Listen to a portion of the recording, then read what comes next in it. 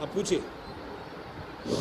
चल रहा है। सभी सर पहले मैं आप सभी को, जितने भी लोग यहाँ पर, आप लोग जो हमारे जो आप मेहमान हैं, नहीं, है ना, मेहमान नहीं अतिथि देवो है, भव, मेहमान नहीं। तो आप सभी को पहले मैं मेहमान नमस्कार और करना अतिथि चाहूंगी। दोनों अलग हैं।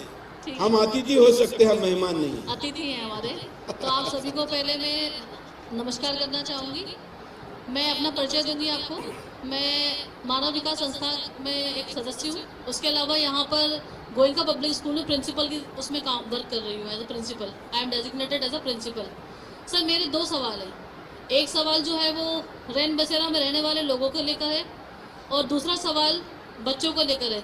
जो अभी भैया ने एक सवाल किया था कि बच्चे आते हैं सिग्नल पे काम करते हैं, तो आजकल सर मैंने जो देखा है, मेरा सबसे बड़ा कंसर्न ये रहता है कि देश में हर बच्चा पढ़े, लेकिन सरकार बहुत सारे ऐसे निकालती तो है कुछ। समझ में आ गया। आपका कहना है कि जो गरीब है, जिनको आवास भी नहीं है, उनकी चिंता कैसे करे, और आवास नहीं, जो बच्चों, जैसे कि अभी सर्व शिक्षा अभियान ये सब चल रहा है, लेकिन इन चीजों का जो है ना, देखिए, चेक नहीं होता अच्छे से। बिल्कुल। मैं पहले तो ये बताऊं कि मैं किसी सरकारी योजना के लिए नहीं आया हूं, मैं समाज की योजना के लिए आया हूं। एक मिनट सुन लीजिए, आपका प्रश्न हो गया, अब आप बैठ जाइए। मुद्दा ये है कि इसका समाधान क्या है। आप प्रिंसिपल हैं, आप इसका समाधान दो है बहन जी। अभी आपने पूछा है तो सुनिए,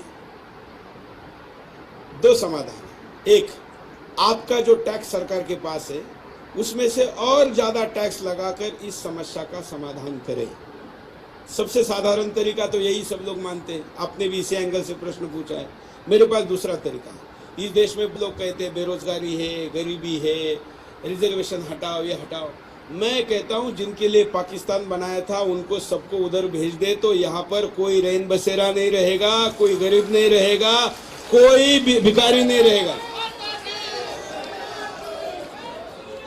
अब आपको तय करना है कि आपको जो टैक्स सरकार के पास है उसको और ज्यादा निकाल के देना है, या मैंने जो दूसरा उपाय बताया वो करना है। कौन सा उपाय आप चाहती है?